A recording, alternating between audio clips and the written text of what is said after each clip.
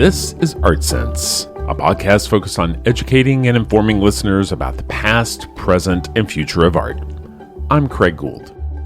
On today's episode, I have the honor of speaking with the iconic artist Shirin Neshat. Neshat has spent more than 3 decades making films, videos, and photography that challenge viewers to consider topics of humanity, oppression, gender roles, and faith within the complex social and political framework of Iran.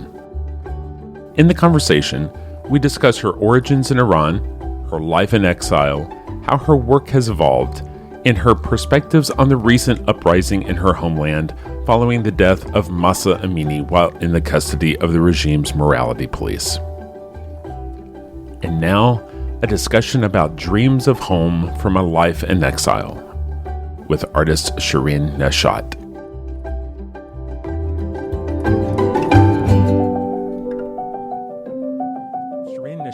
Thank you so much for joining me today on the Art Sense podcast. It's a real honor to have you join me. Shirin, a lot of times when I speak with artists, I like to start with a hypothetical, which is, say you're at a dinner party and you have been seated next to somebody who by chance doesn't know who you are or what you do, and they ask you, what do you do? You say you're an artist. What is it? How do you describe who you are and what your work is? First of all, I just want to say it's really a pleasure to be a part of your program, and thank you for your invitation. You're absolutely right because, I'm a photographer, but I'm not really a photographer because I don't even own a camera. I'm a filmmaker, but I've never studied film, and I've directed an opera, and I've never studied any kind of theater or opera work. And so I'm very sort of self-trained, and also most importantly, I never aimed at being an artist or being successful or anything like that. And that's been kind of good. So when I meet people who don't know me, I just say I'm an Iranian artist living in New York and leave the rest to their imagination. But yeah, I think it's very hard to define, who I am and what is my real focus, because I'm really cross-disciplinary in terms of my mediums. And I think more than a lot of artists, I'm also really politically engaged. And sometimes I don't think about my work as much, but more about the sociopolitical realities that are surrounding me. And sometimes, I'm an artist and my work is all about that. But so I'm not like always thinking about myself and what I do and all of that, which is very good. You're an Iranian artist who lives in exile here in the U.S. You grew up in, is it Qazvin, Iran? Yes. Can you tell us a little bit about what life was like before the Islamic Revolution? How secular was Iran? Was it sort of like Turkey is today? What was childhood like for you? Well, I grew up, as you said, the city of Qazvin, which is the third most religious conservative city in Iran. So I was exposed to more secular community, like my own immediate family. My father was a doctor, very well educated, spoke French, and yet he worked as a doctor in the middle of the bazaar, which is extremely conservative. No woman would enter without the hijab.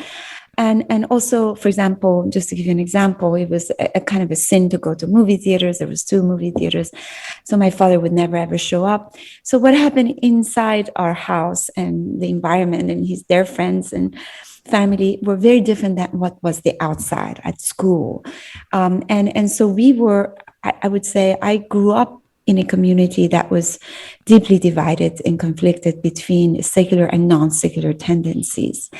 And also I must add that I grew up at a time where the growing interest in fundamentalism, in fanaticism that came with Khomeini was brewing underground among young people, including many of my close friends.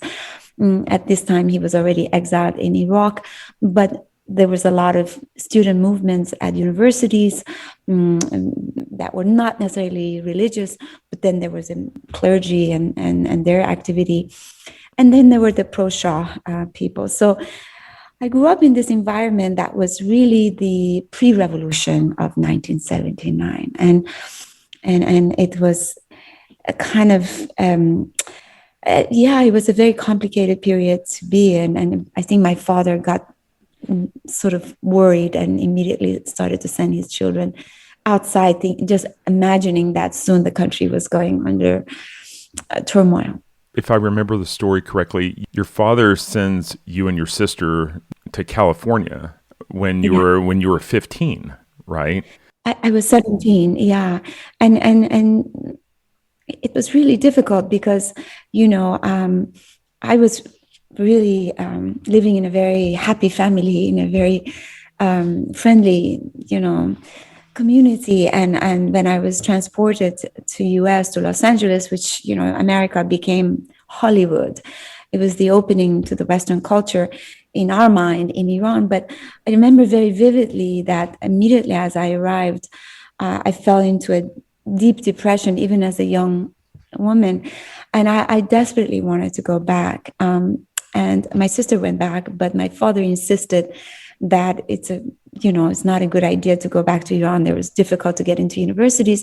In the meanwhile, the revolution broke out. And so I arrived in 1975, 76, I believe, and the revolution happened in 79, and then the doors came down. But so it was not a volunteer act, but again, my father, who was really concerned about, again, my generation, who were really responsible for for bringing the revolution of 1979. And many of them were killed, or they became mujahid, or it became very violent. And so I think that was his intention, but consequently, we were separated for a decade or more. In my understanding of your situation is one where you became more and more isolated from your family. It was one thing for the revolution, but then there was the war with Iraq, and communication became more and more problematic, correct? That's right. I mean, you have to imagine that myself as a young 17-year-old woman without any family or relative in this country, and being disconnected, literally at the time, it was not even possible to make a phone call, more or less the mail. And so I was at UC Berkeley when the war broke out, also with Iraq. Also, all the diplomatic relationship between Iran and US ended. There was the hostages that were taken by Iranian students at American embassy. So there was a huge anti-Iranian sentiments all across America, particularly in universities. And also I lost all financial help from the family. So I was emotionally, psychologically, politically, and economically disconnected from, just in trouble. And these few years, I think, were pivotal for me as a young woman who felt completely isolated. And not really having any family here to go to. It was an extremely difficult period for me. How did you decide to wind up studying art at Berkeley? How did you make the move north in California? So as a young person in Iran, I mean, I had this romantic idea that I wanted to be an artist, and there was no reason for it because, to be honest, no one in even remote family would have any artistic inclination. So I don't know where this urge came from.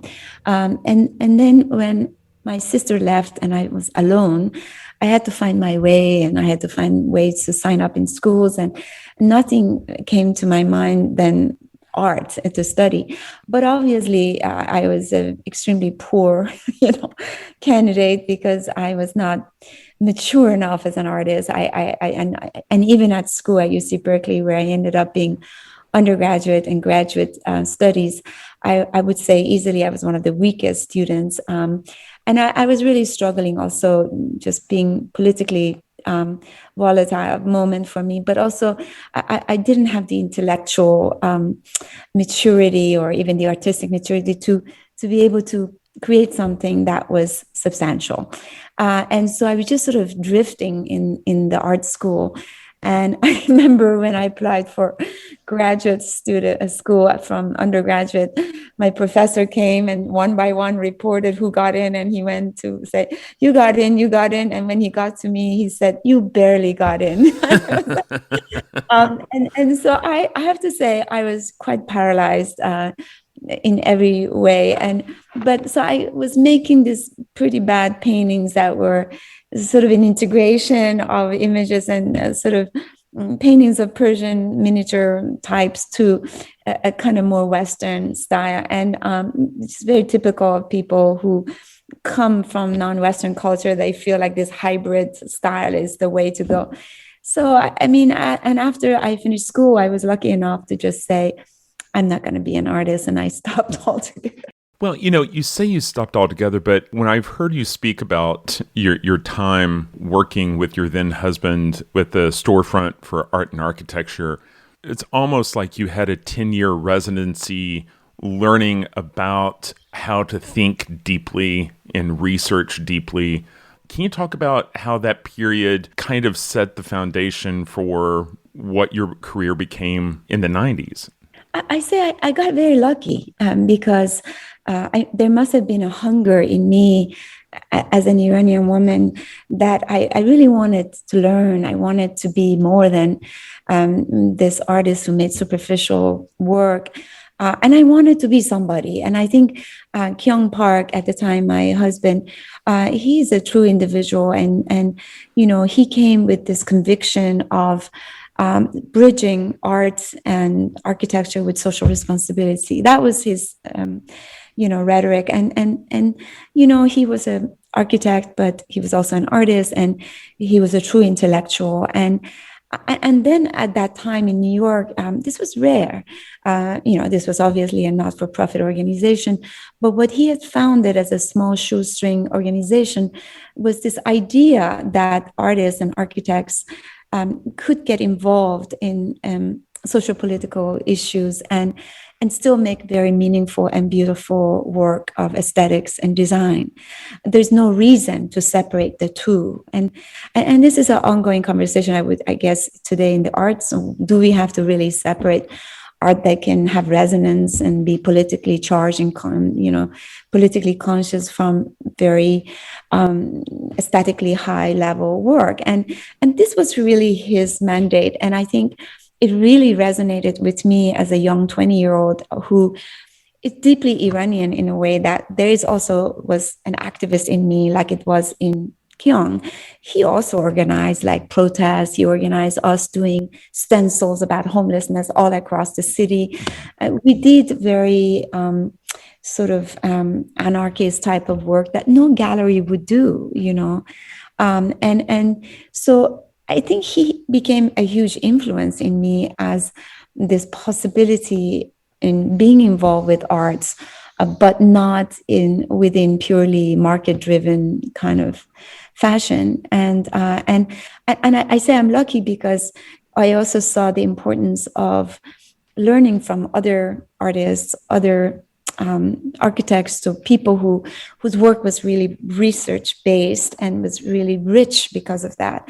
And I became, like you said, a student. This became my foundation and education, and slowly opened my eyes, and slowly leading to a self-discovery that perhaps I also have something to say, and perhaps I can look within myself and find a kind of artistic language that could have meaning and yet be aesthetically strong, and that's what I ended up doing. And it sounds like the catalyst or spark that kind of ignited that was a trip you were able to make in 1990 back to visit your family in Iran, and just seeing how your homeland had changed, right? Yeah, there's something so profound about the Iranian community. And these last days that I've been inundated in the news about Iran, I'm reminded of the days that I first returned to Iran.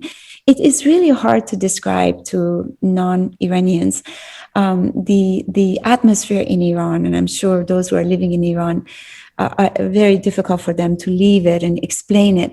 But there is the energy, and there is vitality, and there is honesty and sort of rawness in people's in engagement in art and politics and social realities that, nobody does, in my opinion. A lot of times people, artists, don't do it just for success or climbing ladders or, becoming somebody important. They're truly, truly invested in it because they're in the midst of history being made. They're like their relationship to their audience, to their fans, to their people. It's so significant, and that it gives them such a healthy distance from, being engaged in art or any kind of creative work, just purely as a way of earning money or success. It just, those things take a real back seat, you see. And that kind of social engagement by creative people on the public level, it's extremely inspiring and exciting. And for me, who came from New York, even though Storefront really was really deeply a grassroots organization, but to really now go in and see the struggle of the people, all my generation, what they have gone through and the way that they still exist and manage, it was just such a different reality than what I was used to. And it became very addictive, and I started to go back. And these days, again, I'm taken back to that community and the kind of, the challenges they face, and yet the excitement and the euphoria that is experienced by living on the edge day after day and having meaningful life that, you every day when you wake up, you have a duty to fight for change, to do something that has a bigger impact than having another show at a gallery or a museum or having an article. You see what I'm saying? That our priority, I don't mean to exaggerate, but it's really hard to describe that to non-Iranians because we're not against the wall like they have been.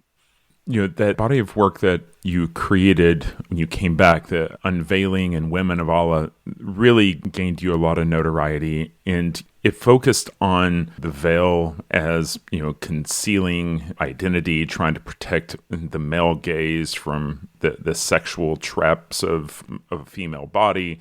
But you also talk in Women of Allah about the veil being a symbol of solidarity with the religion, but also repression. I mean, do the current protests over the death of Mahsa Amini, does that indicate a crack in that solidarity?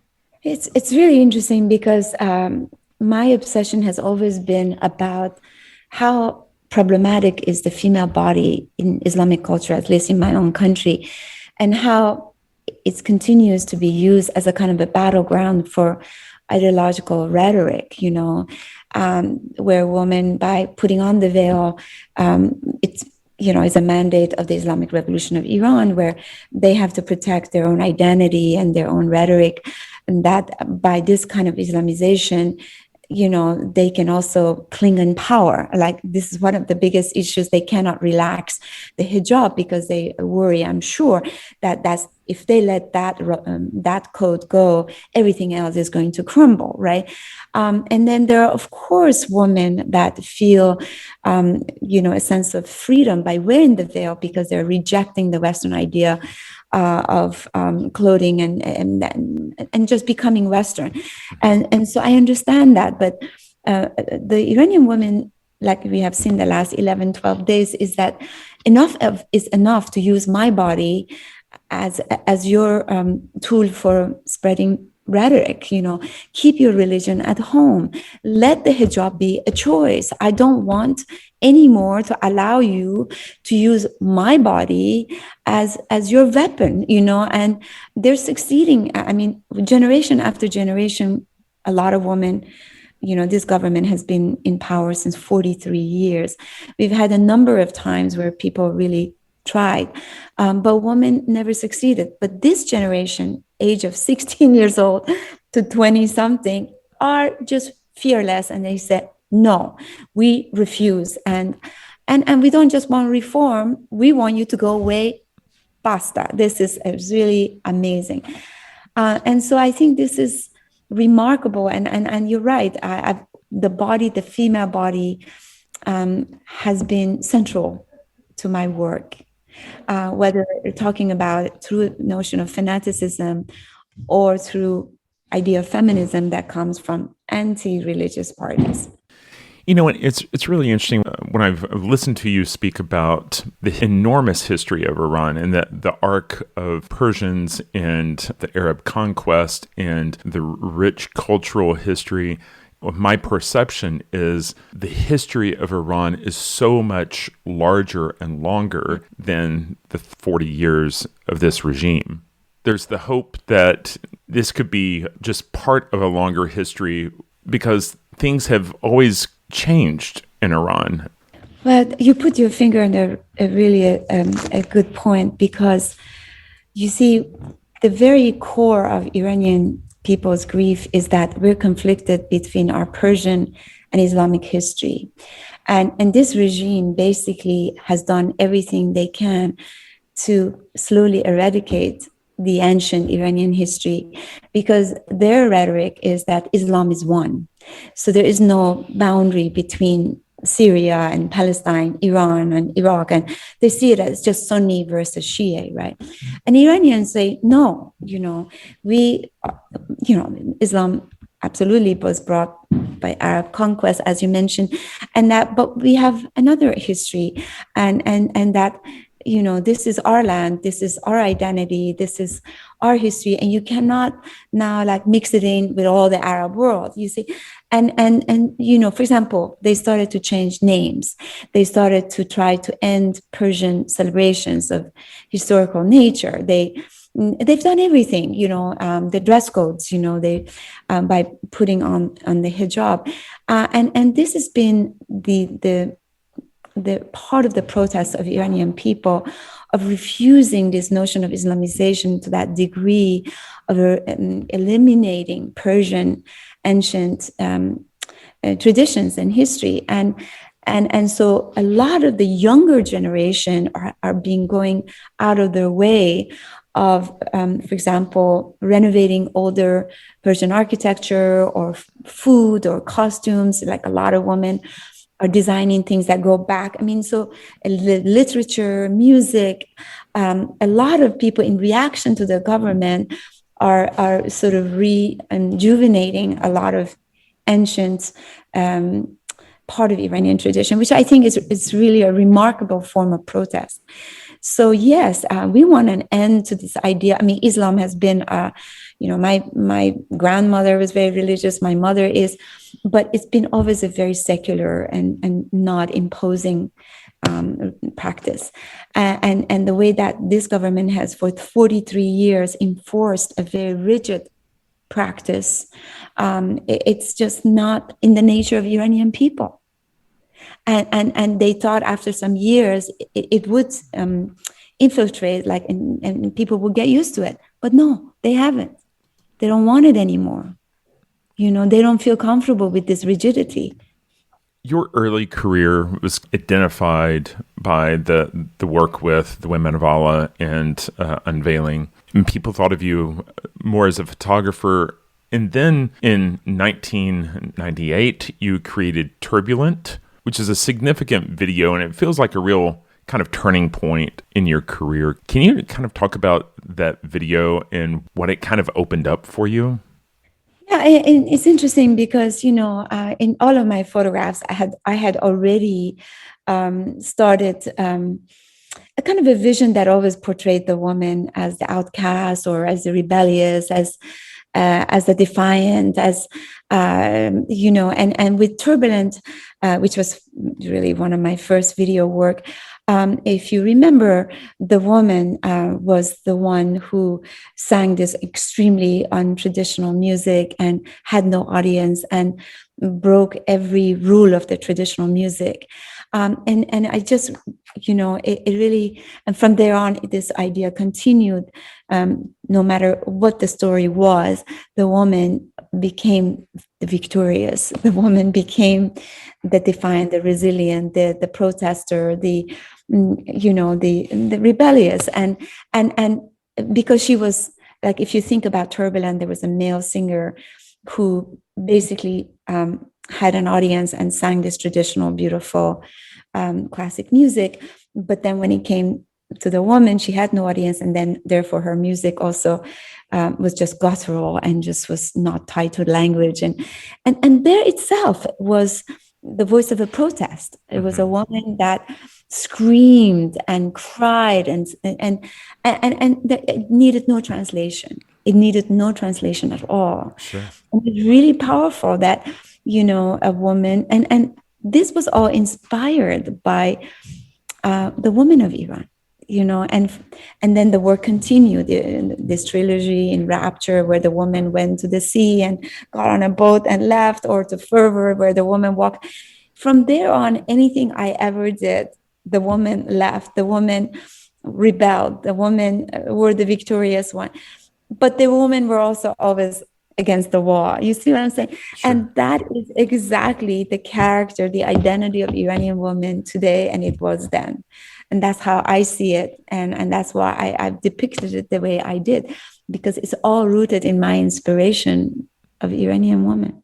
As a viewer, we come to these works and we are left to try to interpret things or anticipate things as we're watching it unfold. And in the video, the camera keeps encircling her. And so we see backstage, and then it pans around and we see the empty seats of the theater, and it keeps on making revolutions. And in my mind, every time it pans back to the audience, I'm anticipating you having placed people finally in those seats. And every time they're not there, she still doesn't have her audience, but it still doesn't matter because she's singing from her heart, right?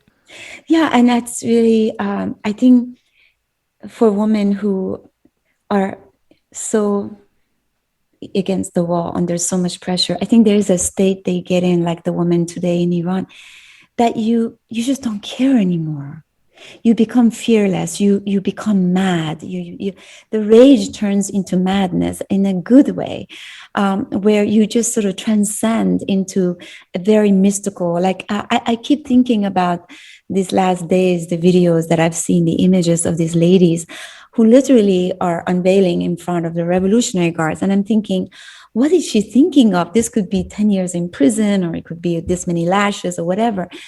And I can only imagine that if I put myself in the body of this woman, she just can't take it anymore. I mean, she has reached a level of that this border between sanity and insanity is blurred. Like, I don't care. You just, I need to unleash this emotion in me. And I think that you have to have arrived at that state of mind where you just let go of all the inhibitions, of all your fears, of all the possibilities, because you just don't care anymore.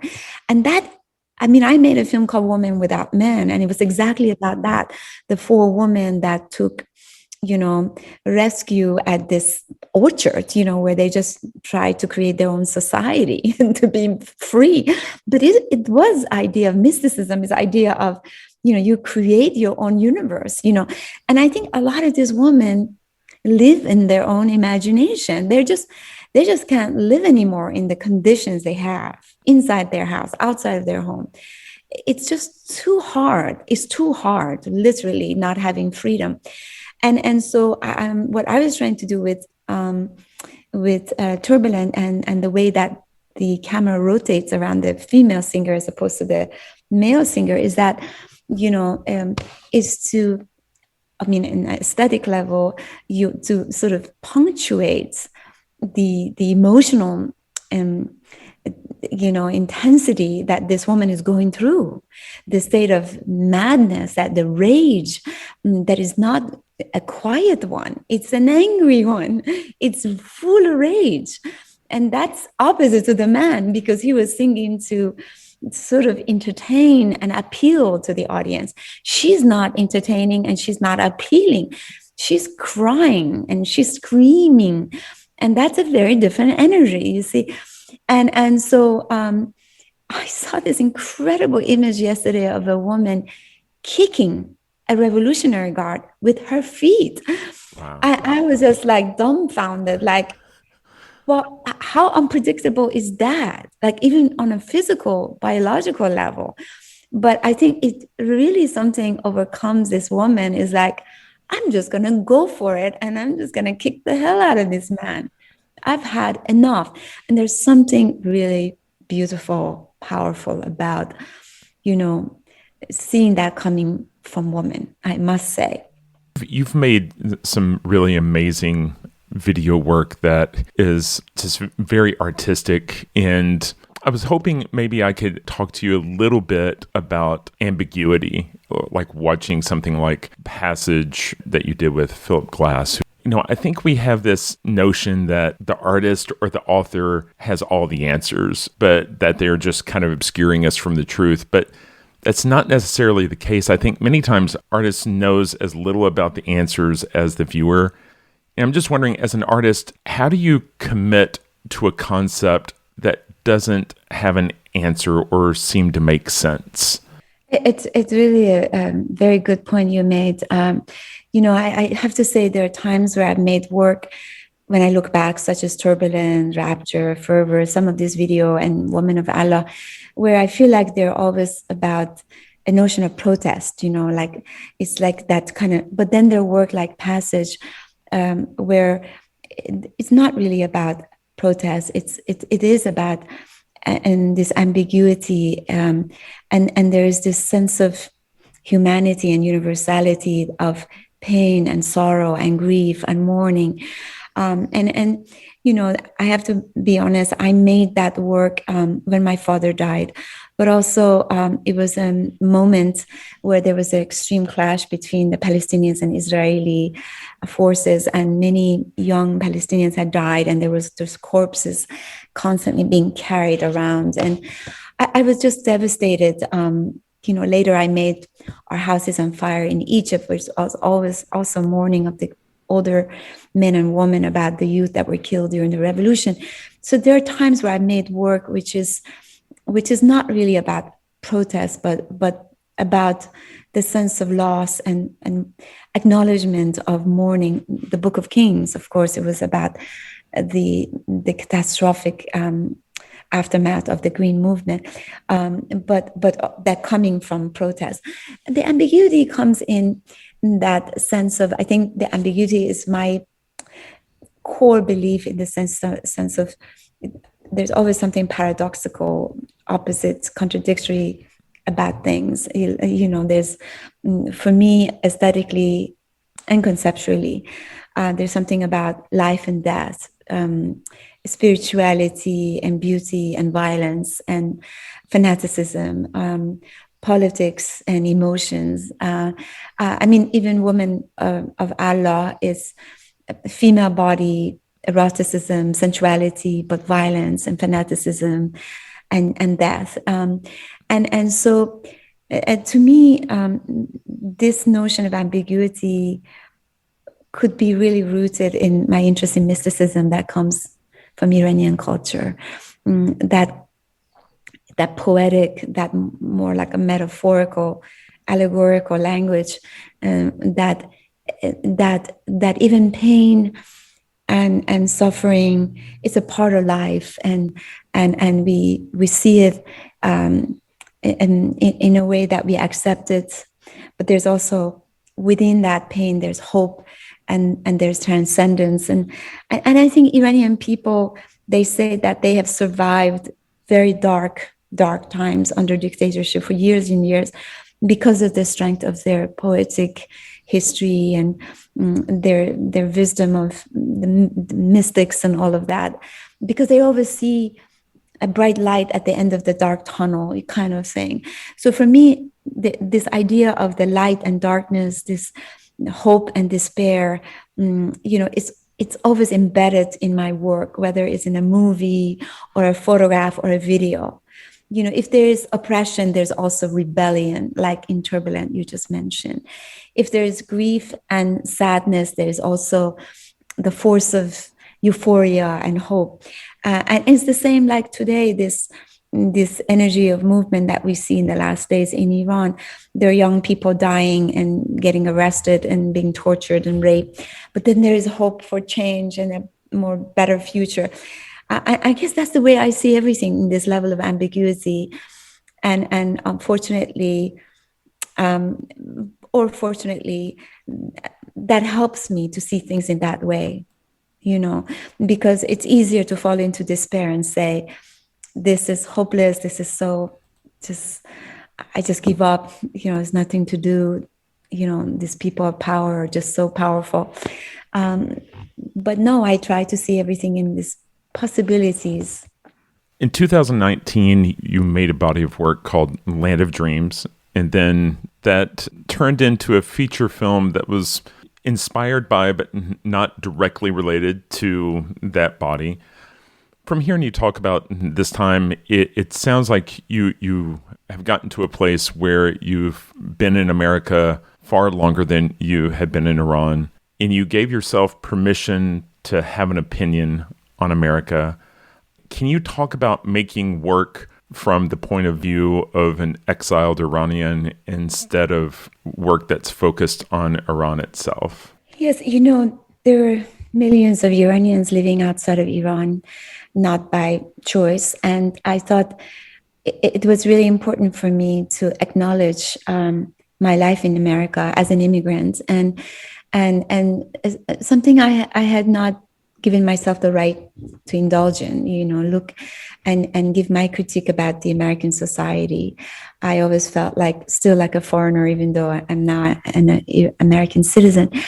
But I felt like after so many years of not being able to return to Iran and focusing on making work about Iran outside of Iran in different countries, or making work about Egypt, Azerbaijan, Morocco, etc., that I had sort of reached an end of that feeling of nostalgia, and I wanted to pay attention to my relationship to this country, which is equally in a state of flux and transition, but always from the perspective of an Iranian, and always from the perspective of a woman who's also carrying her own baggage from a very politically volatile nation and complicated history on a personal level.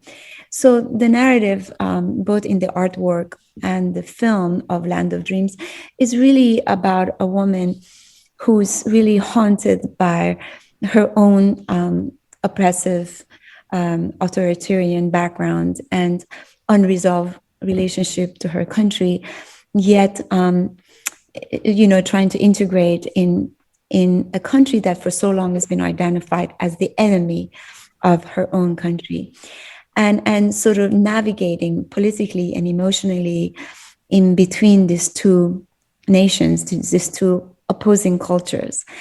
In the video, it's more satirical, it's more absurd. So you actually have an Iranian colony that is tucked inside of the mountain and is analyzing Iranian people's dreams in a very surreal way. It's very Kafkaesque.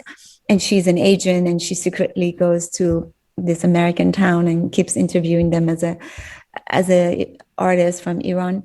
But really, it touches on her own dilemma, but also this deep antagonism between the two countries.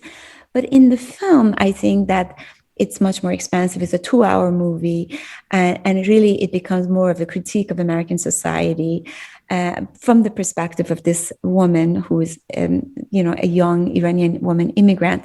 But we see how, as she collects American people's dreams and nightmares, that her own nightmares continue to return to her, which is the assassination or the execution of her own father once by the Iranian government. And so we are really following her own journey of the past and the present, but really talking about a story that it goes above and beyond her personal story, and really delving into a deeper, more problematic nature of American culture in the near future.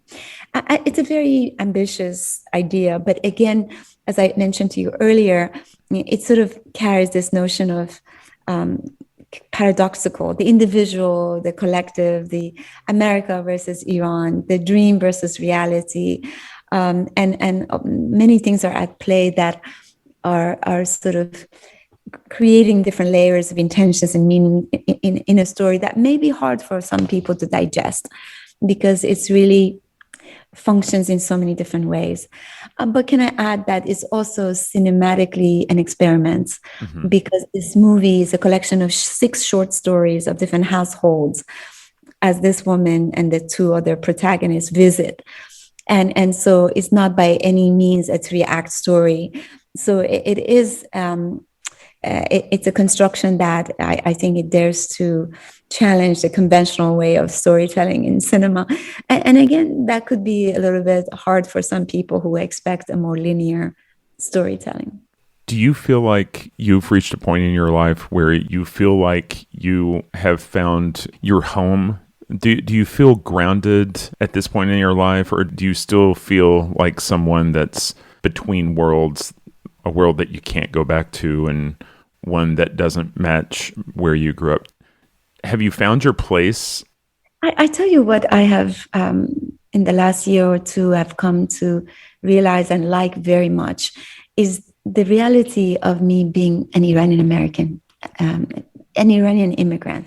It's become a great relief that I'm right now preparing an exhibition for Gladstone Gallery in New York in January.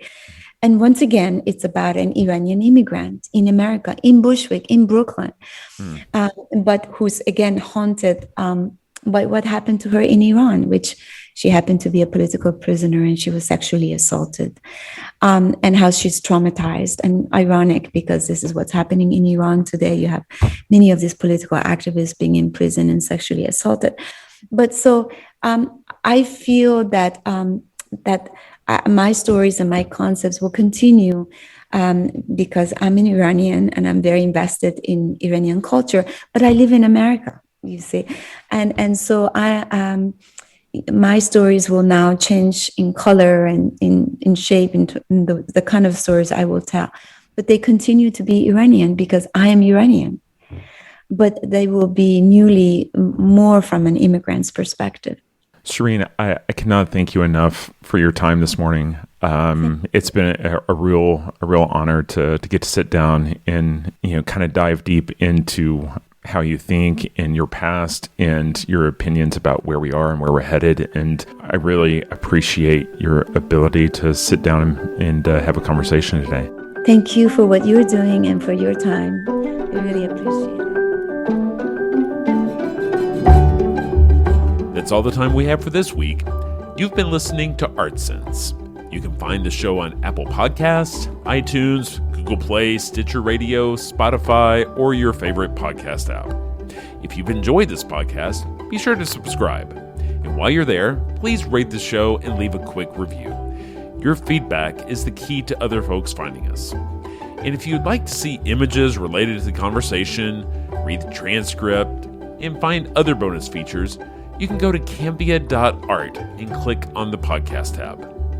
If you'd like to reach out to me, you can email me at craig@cambia.art. Thanks for listening.